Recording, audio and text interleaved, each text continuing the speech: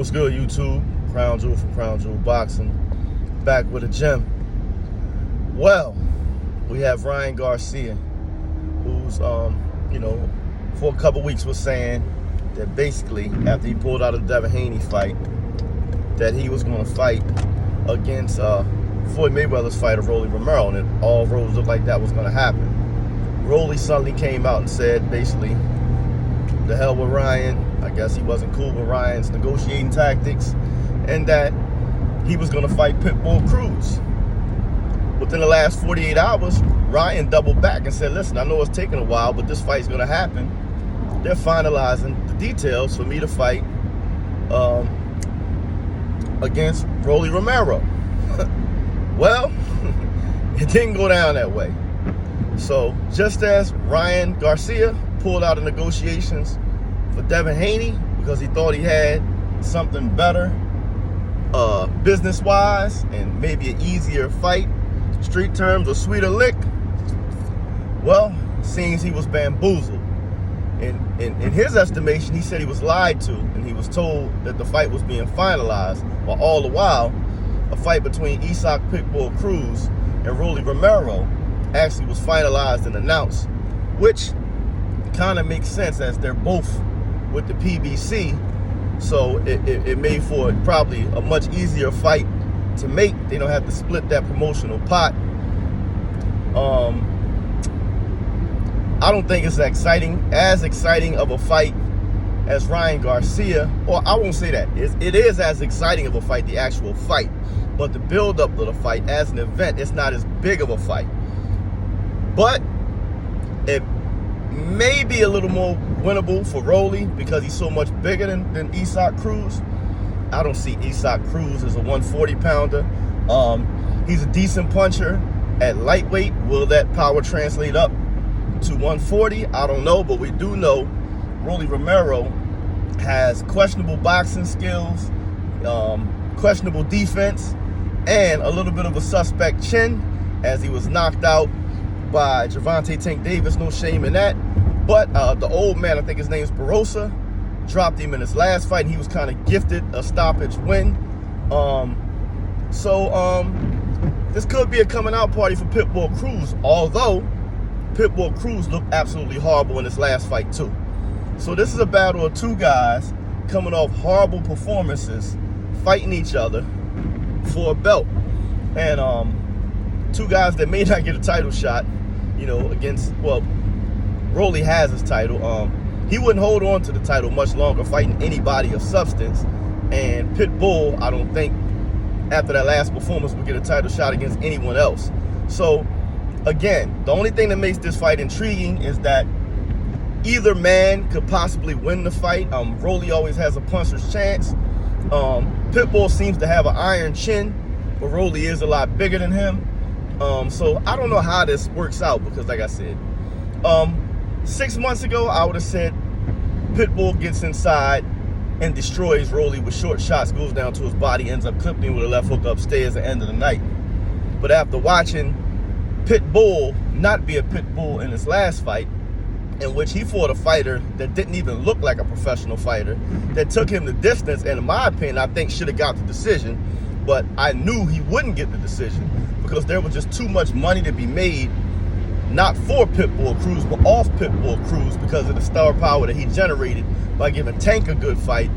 I didn't think the powers that be was going to allow him to lose and allow that money to leave the table.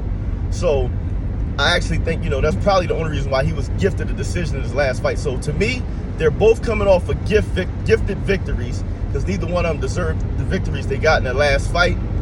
It's kind of shameful for them to be fighting in a world title fight. But the biggest loser in this scenario is Ryan Garcia, as he's in the same position as Devin Haney, looking for a dance partner, as he's pulled out of negotiations with a fighter and ended up without a fight. So maybe he needs to revisit those negotiations with Devin Haney. Will Devin Haney have him? In 2 miles, keep right on to New Jersey. If he's being petty, no. But I think on the business side, yes, because he doesn't have much where else to go either. So it looks like the obvious next step would be Ryan Garcia going crawling back to Devin Haney for a title shot. But again, he's still the biggest loser because this puts him in a horrible negotiating spot, because Devin's people going to be looking at him like, oh, you're back. You need us. You have nowhere to go. And, you know, the reputation he built by standing on his word and taking a fight against Tank, he kind of just threw that in the trash, because it looks like he's back to his funny business practices. You know, because we were looking at him sideways when he pulled out of negotiations with Devin and Tank before. And he kind of redeemed himself when he took the fight with Tank, and then doubled back and said he was willing to fight Devin, and pulled out of those negotiations, and he still wasn't graded quite as harshly because people thought he still had another big money fight on the table.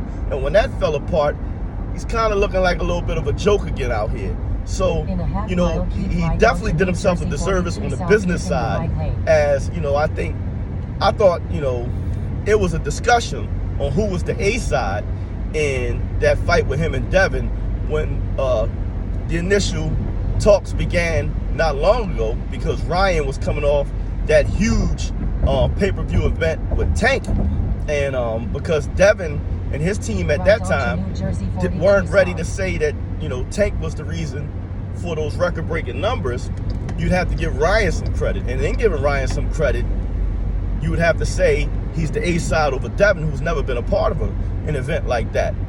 He's just taking all that thunder away from himself. I think at this point, you know, his last fight was on regular TV, and, you know, just, I think maybe either greed or I don't know, trying to take a shortcut to a world title has come back to bite him in this instance.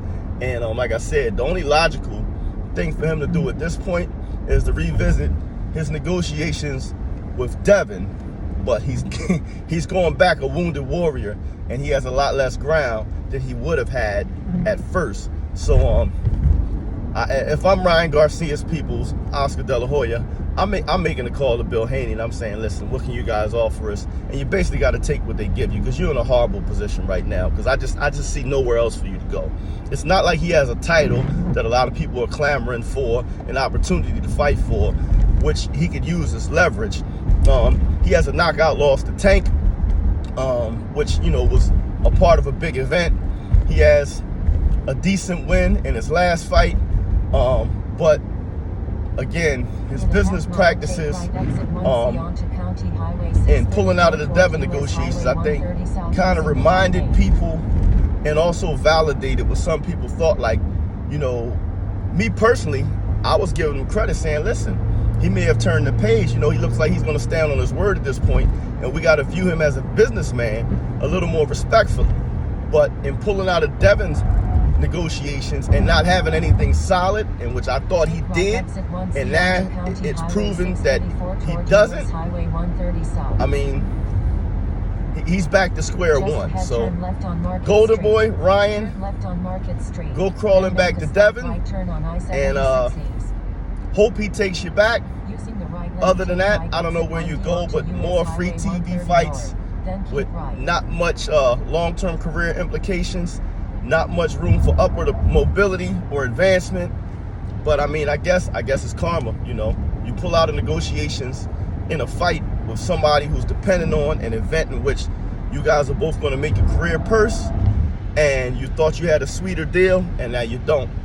And like I said, your karma is you got to go crawling back in a lesser position. I mean, it is what it is. That's all I have for y'all right now. Until next time, keep your hands up, your chin down, your ass off the floor. Peace.